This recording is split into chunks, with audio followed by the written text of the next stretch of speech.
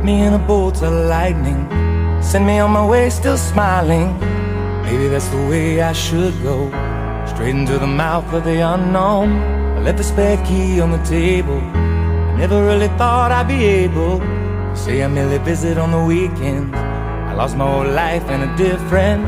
I've said it so many times.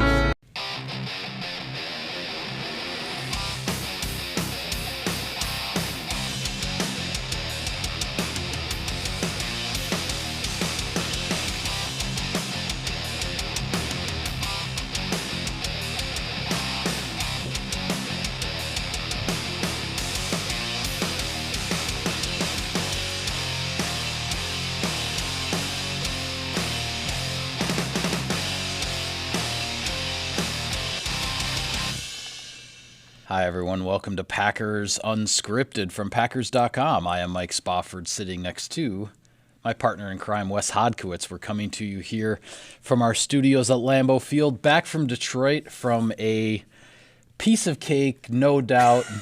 Never wondered about it at all. Packers victory to secure a first-round bye in the playoffs, Wes. Just the way Green Bay drew it up for Week 17, right? Yeah, absolutely. I mean, just the way when you're sitting in the meetings in the week, just drawing it up, this is exactly how we want this thing to play out. Yeah. I'll tell you what, the story was made out of a lot of reporters afterwards, and the questions were asked in locker room. I'm sure it came up in the news conferences too. Packers beat the Detroit Lions twice this season without leading for a single second of either game up until the final score. I'd be hard-pressed to tell you the last time that's happened in NFL history. Actually, against the same team. According to Elias Sports Bureau, it's only the second time in league history it's ever happened. Yeah. 1977, Saints over 49ers twice. It's the only other time it's ever happened in league history. And this is another thing. Reader pointed out in inbox. Lori from Costa Rica, Lori from Costa Rica. Good friend of ours. Yeah.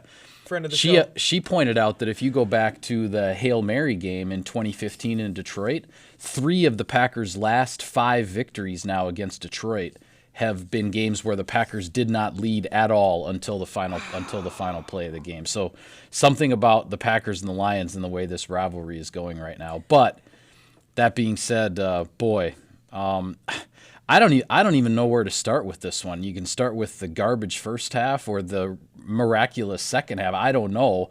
But the Packers somehow, some way, as they've done 13 times this year, they found a way to win a ball game, and it was another one of those games that things did not look all that great at various stages, but they got it done. And we could talk about that first half, we could talk about that second half, but where I actually want to start this with is Mason Crosby. Yeah. And not just the kick, the redemptive kick. I wrote about it. I think you led, was it game notes with it or the column with it? It was really interesting when he was in the locker room because so many people wanted to ask him about Detroit last year. Sure. And his 4 missed field goals and the missed extra point, that nightmare. Yeah, he's back at the scene of the crime. And, working through everything that he did this season. But it was something that he mentioned where he's like, I don't want to talk. His first quote, as he's talking to me, he's like, I don't want to, look at that. That was so long ago. I want to talk about this team. I want to talk about this locker room. And he said, this is a special team. And I think when you try to break it all down and you put a title description of this 2019 season, this is a special team. They found unorthodox ways to be 13-3. And if you can't appreciate that, there's really nothing I can do for you. Right. Could it be prettier at times? Absolutely. Not the start the Packers wanted whatsoever. But when the chips are down, as I keep saying over and over again, whether it's inbox or whether it's on the show, you have to beat the Green Bay Packers for 60 minutes. You can get off to a big lead on them. They're going to claw their way back if you let them. You can get off to a slow start, and you might find a way to get yourself back in the fourth quarter, but then they close out where they need to. They always have that counter punch when they need it at exactly the right time. Yeah. And in this particular case, it was the Blake Martinez interception, Zadarius Smith's pressures, and a incredible final series by the Packers offense to put Mason Crosby in position to make the 33-yard game-winning field goal. Yeah, I mean, you look at the anatomy of the comeback. What gets lost in it a little bit, quite frankly, Wes, is that the score is 17-3. in the middle of the third quarter. The Packers have just come off a drive where Crosby has missed a long field goal by inches, 51-yarder that just goes outside the upright. So it's still 17-3. The Lions get the ball back, but they punt, and they pin the Packers on the 5-yard line. So you're 9 minutes left in the third quarter. You're down by 14. You seemingly have nothing going for you. Aaron Rodgers' statistics at this point in the game are ugly. And they put together a 95-yard touchdown drive, 17-10. You get back in it. The touchdown pass to Davante Adams comes on 3rd and 10. After the interception by Martinez, the touchdown pass by Allen Lazard that ties the game at 20 comes on 3rd and 10. Yep. And that was after a 4th and 1 conversion to Davante Adams that kept that drive alive a few plays earlier. And then the defense, after Martinez gets the interception that sets up the tying drive, the defense gets 2 more stops in the final 5 minutes to give Rodgers and the offense 2 cracks at the game-winning drive. The first one doesn't work out. The second one hinges on a screen pass to Aaron Jones for 31 yards that gets the Packers into Crosby's field goal range, and a screen pass, which I wrote about in my post-game editorial. The Packers hadn't called a screen pass all day. Matt LaFleur said he's never gone into a game with fewer screens in the game plan because all the film study on Detroit showed that screens didn't work against those guys. But with the game on the line, Aaron Rodgers is calling the plays in the 2-minute drill as he always does. He decides after 59 minutes of not running a screen, decides to call one. It didn't look the prettiest as the entire game did, but Rodgers got the ball to Jones, got a couple blocks, made a couple guys miss. He gets 31 yards, and this was the theme of my post-game editorial. This Packers team, and it piggybacks off of what you just said. They have the story of this season is that this Packers team makes the right play at the right time to win a game. And I don't care if you're talking about interceptions in the end zone late in the fourth quarter that won some games early in the year, goal line stop to beat Carolina, clutch first downs in the 4-minute offense to just close out a game without giving the ball back to the other team. This team has a way to just make the right play at the right time, no matter what has happened in the rest of the game, and that's how they've won. And to me, and I take nothing away from Blake Martinez's interception, but to me it was the screen pass, just because of the circumstance of the fact that it wasn't really in the game plan. They hadn't tried one. They'd had one practice, essentially full speed practice all week long on a short week with the holiday, and yet, with a minute left in the game, they call the play, they execute it, and it wins the game for them. And this is the reason to start with the Martinez play that it stands out to me is the defense. Other than a couple explosive plays early on, I mean, you got to remember the Packers gave up 54 yards of total yards in the second half. There was the big 30-yard defensive pass interference penalty. There were 4 first downs, 4 first downs and 3 points. The 3 points being a monstrous field goal by Matt Prater that a lot of teams wouldn't even have tried. Yeah. But Prater's got the leg to make that indoors, and he drilled it. Yeah, and if not for that net, it would have landed in Lake Michigan. So, I mean, just an incredible kick by him. But the defense... That was all they gave up in the second half. They had buckled down, but what was missing at that time? They needed a takeaway. They needed to turn the momentum. And this is right after the Packers get the ball back, and they go 3 and out offensively. They can't connect on any of those deep shots. So they give them the chance. They give them an opportunity. So Martinez gets the pick. Zadarius Smith gets the pressure. They get down the field. Allen Lazard high points the ball perfectly. And then credit to Matt LaFleur and the coaching staff. They had the perfect plan, perfect play set up for that. A quarters beater that basically Lazard knew once they shifted the coverage a certain way that the ball was going to go to him. Rodgers throws it where only he can catch it, and the former undrafted rookie steps up. Yeah, great catch. Great catch. You get catch. the game tied. Yep. But all that's well and good, but the defense gets another stop, and as you point out, you get the opportunity then to go for a game-winning drive, to go try to get this thing down the field. A big mistake with the hitting Rodgers on the slide. Just a not good technique at all. I think that was Wilson who had that, right? Yeah, Tavon Wilson drilled Rodgers on the slide and got flagged, and it was like a 2-yard scramble that ended up being a 17-yard play with the 15-yard penalty. And Tavon Wilson actually, I thought, had a pretty good game. He had that break up on Aaron Jones earlier, but when the quarterback's sliding like that, you can't be diving in with the shoulder. They're just going to call that every single time, even though I know some of the fans for the Lions didn't like it. Sure. they have the opportunity, they draw up that play, and it was interesting listening to the offensive lineman and also Aaron Jones talk about how that came together, sort of the muddied screen pass. I mean, just being able to shift through that, dice through it, and Jones gets to pick up those yards. I made the argument in our game notes section that he did get his 1,000-yard season, which is incredibly meaningful. He had a 100-yard day on the ground, but that screen pass, that set the tone for the Packers being able to win that ball game. It gets the ball down to the 20-yard line at the time of the Lions and really makes the Packers sort of feel comfortable with where they're going to be at. They force Detroit to burn their last 2 timeouts, and Mason Crosby goes in there and does what he does. Aaron Jones, the one thing we have learned this year, this guy is a legitimate superstar in this league. He is a guy that you can carry, you can put the weight of your team on him, and he might be 5'9" and 208 pounds, but he's going to be able to carry that load. That's a 5'9", 208-pound engine of a Yes. playoff offense is really what it is. He's the guy who's making this work. And for only the second time in his career, there really wasn't a plan B. Jamal Williams was inactive with the shoulder injury. It had to be Aaron Jones, and he stepped up and rose to the occasion. Yeah, well, you look at the way this game unfolded, Wes, and it was one of those things that if it could go wrong in the first half, it did. Whether you want to talk about drop passes, passes that were off target, penalties on both sides, missed tackles. The Lions were running the ball really, really well. The Lions even get points at the end of the first half when they've essentially given up. They're just handing off with 20 seconds left to see if maybe they can break a run. Lo and behold, they do a 40-yard run. And then Ty Johnson. And, yeah, it wasn't even Carry On or Bo Scarborough. Or Bo Scarborough. It was their third down back.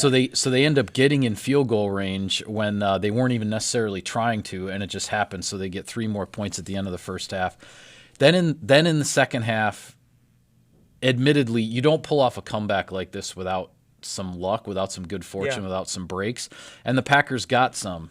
When you look at the fact that Martinez got an extra 15 yards on his interception return because of a stupid personal foul on Danny Amendola. You already mentioned the 15 yards on Tavon Wilson. Those are 30 yards that led to 10 points in this comeback for the Packers.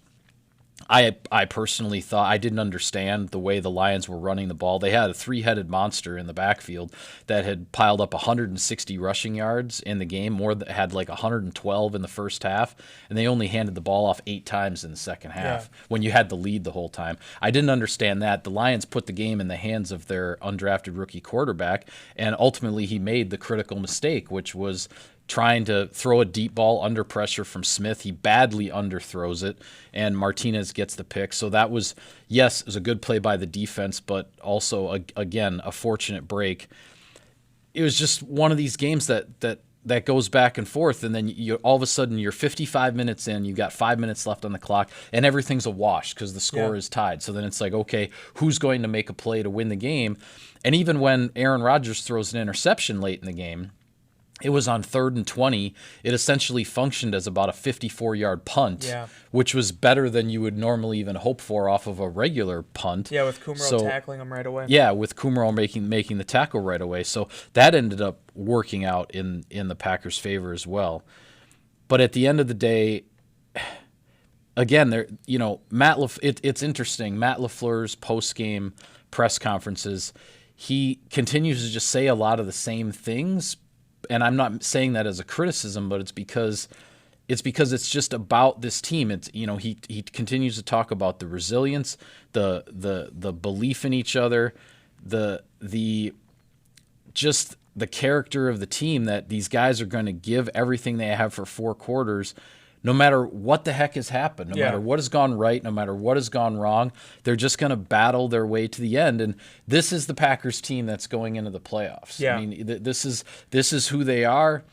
We'll see where it goes from here. Yeah, and I mean, just to touch quickly on that first half, as you mentioned, offensively, not the start they're looking for, trying to find some rhythm early, and they're just not able to do it. They do finally get that field goal at the end of the half, and then they gave it right back. Yeah, they gave it right back in 20 seconds. To fall behind 17-3. But what impressed me the most about that performance is they lose Corey Linsley to the back injury. Yes. That means it becomes Lucas Patrick, who signed a contract extension on Saturday with the team. Well, now he's in there for the first time. Signed it right before he got on the plane, I think, right? He's in there now for the first time since Dallas. Then you have Alan Lazard step up, make a critical catch, one of the big go-to options with as much attention as the Lions were giving Davante Adams, and then he gets a third down conversion on a slant, injures the ankle, has to leave the game. Has to come out, yep. Brian Bulaga gets evaluated for a concussion, leaves the game in the second half. Jared Valdir, for the first time in 365 days, has to come in and play in an NFL regular season game. Yeah. And he steps up at right tackle. So regardless of what the odds are, what the score is, or how poorly they might have played in the first half, here you are with different guys in different positions stepping up and making their presence felt.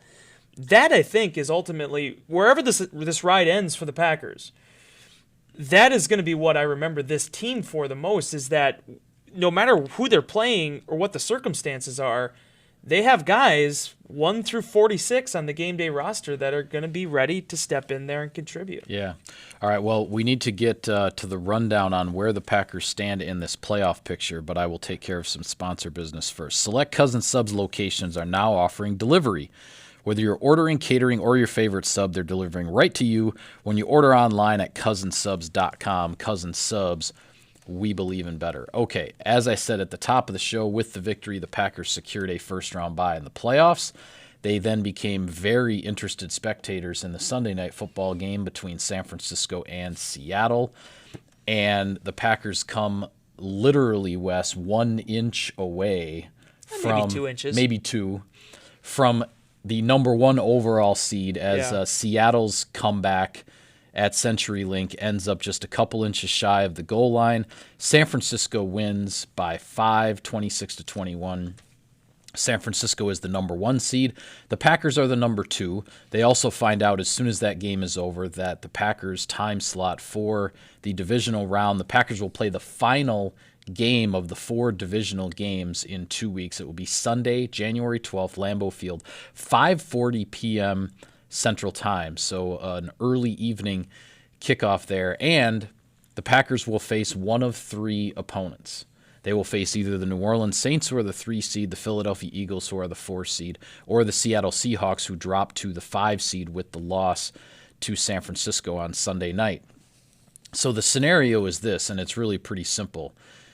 The Minnesota Vikings are playing at New Orleans this coming Sunday in the wild card round. If Minnesota wins that game, if Minnesota pulls the upset, so to speak, Minnesota will go to San Francisco and the Packers will get the winner of the Philadelphia-Seattle game. If the seeds hold and New Orleans wins at home as the 3 seed, New Orleans is coming to Lambeau Field on January 12th. So that is where things stand. Really interesting the way this shook out, obviously, at the top of the NFC, because you end up with 3 teams that are 13-3. Yeah. And I can't remember the last time. I'd have to look it up. Maybe I looked it up earlier, but that a 13-3 team did not get a first-round bye. The Saints at 13-3 are the 3 seed, and they do have to play in the wild card round. Yeah, and to be honest with you, I think that actually probably tells the story of the NFC in 2019. It was very top heavy. Yeah. I mean, I think there are 4 teams that kind of solidified themselves as the cream of the crop: San Francisco, Green Bay, Seattle, and New Orleans. Minnesota was always on the cusp of that, but they never really got a key victory throughout the course of the year, and the NFC East is just the NFC East. Yeah. So it actually does, I think, speak to the parity of this, or not really the parity, but on top the parity of those 3 teams and where they stand going into this thing. For the Packers, it's the first time in 5 years that they get a bye. It was interesting talking to a few guys in the locker room that have been around for a pretty good amount of time, and they've never experienced that. All they've known since really entering the league is sort of playing from behind, trying to get a playoff berth, and then missing the playoffs the past 2 years. Right. This is different. So you look at it with Lazard with the ankle injury, obviously the injuries to Bulaga and Lindsley. This gives you a week now to be able to sit back, recover from that. We don't know at this point in time when we're shooting the show how Matt LaFleur is actually going to approach this week and what his mentality will be. I know for a fact, going back to 2014 when Mike McCarthy last got the bye, they gave off the players the beginning half of the week, and then they returned at the end of it to do some practices and a little bit of work on Friday and Saturday. So a lot of different things that they're going to have to sort out. But as I was saying to some of the members of the executive committee as we were walking out of the building, I mean, it's a good problem to have. I mean, to finally be in a position where you don't have to run the table, you don't have to catch up, you can kind of breathe a little bit, don't take that too seriously. But I mean, being able to just kind of decompress and reset. Yeah, exactly. This is huge. It's a reset. It's a reset. It's a recharge week. You mentioned the injuries. The Packers obviously will try to get those guys healthy. Usually in these situations, the coaches will start preparing sort of preliminary game plans for all three potential opponents, not taking every game plan to the finish line necessarily, but you'd start doing that scouting work on all three of those opponents. You're also doing a lot of scouting on yourselves in terms of where you are and what you need to or want to take into the playoffs and or what adjustments you need to make. So that's what this week will be about. As you said, we'll wait and see exactly what the players' schedule is when Matt LaFleur announces that. Two things I want to close the show on here. I know our rental time for the hour is almost up, but I need to ask you this first thing. You watched the San Francisco-Seattle game? Yes. The play with was it Hollister that ended up being? It looked like he possibly was interfered with in the end zone. Oh, the third was that the Hollister third down that play. was I can't remember who the receiver was, but yeah. So where do you stand on that? Al Riveron says they had enough time to look at it and said it didn't. There wasn't enough there. This is what I said. This is what I said in Insider Inbox. If you're not going to stop the game and take the time to actually look at that play, then the rule is useless. It's only a regular season finale. I mean, for a division championship, and the difference between a 1 seed and a 5 seed for the San Francisco 49ers. I mean, I'm sorry, I don't believe that they had enough time to look at it and make a decision, quite frankly. And if they made the decision, that quickly, that means they've been the vast majority of the season, they've been completely predisposed to not throw a flag, which again, I just say makes the rule useless. The rule is there. If the pass interference is on the film, then you have to throw the flag from New York. That's why they put the rule in. And I just say, what I said in Inbox is either get rid of the rule or get rid of the people who are not applying it properly. The league has to do one of two things, in my opinion. They're going to get rid of the rule. If anything, that's what I think is going to happen being applied too. To just the postseason, but they're going to get rid of it. I mean, we can just say that definitively at this point. The thing I love about it, as I'm watching the game with my father in my parents' living room after we got home. Yeah. I've lost probably about between 10 to 15 minutes of my life this year, including on Sunday night watching Alan Lazard play in which the ball didn't even touch the ground get reviewed. There's been incidences like this throughout the course of the year where things have been reviewed or called upon. I think it happened a couple weeks ago too, where they took a look at a possible pass interference. Well, there was in Chicago, right? Yeah, it was on a fourth down play, Yep. and they stopped the game to look at it, and that's my whole thing is like, okay, you actually think you had enough time to look at that play? I mean, down to the wire, division championship on the line and everything like that. You're saying you had enough time to look at that play when we've seen things that have been stopped and looked at more closely just to be sure. Mm-hmm. And they didn't take the time to make sure on a very, very crucial play, which to me means the rule is useless. Yeah, it is. There's no point in it. Yeah. But it was just funny. Again, NFL, the officiator just kind of tripping towards the goal line at the end of the season. I want to mention this because we didn't get a chance to talk about all the other games that happened, but I made a little tweet on the Twitter machine last night. Okay. You may have seen it. Probably not. You don't really check Twitter that often. I was a little busy because I actually kind of had to have two stories ready, like San Francisco wins, Seattle wins, and what the Packers seed was, and all that. So I was communicating with our boss because we were trying to get something up as soon as the game was over. But of course, we literally had to wait until the very last second because we didn't know who was going to win that game in Seattle. Well, I was sitting there with a hot dog in my hand watching this game. Okay. And I just want to mention this because I tweeted this too. My plea, maybe I'll go on the ISO camera. Marvin, if you can get me all centered up here. Hello. How are you? My plea to Packer fans right now, enjoy this. Enjoy this ride. It doesn't matter what's happened. It doesn't matter how ugly it's been at times. Enjoy this. Because two things happened Sunday that really hit home with me. One, the New England Patriots, in the same exact situation the Green Bay Packers were in regards to their own division, lost a game to the Miami Dolphins, and it cost them a first-round bye. Yeah. They'll now play, I think, on Saturday, right? Yeah, they're playing Saturday night in Foxborough. First time the Patriots have not had the bye in 10 years. That happened. The second thing, if you get a chance, I think the Los Angeles Chargers tweeted this out. Phillip Rivers had one of the most powerful, emotional snippets in a very... It was a very emotional comment about his approach to the game and what this game means to him, and when you fall short of your goals, how that affects you.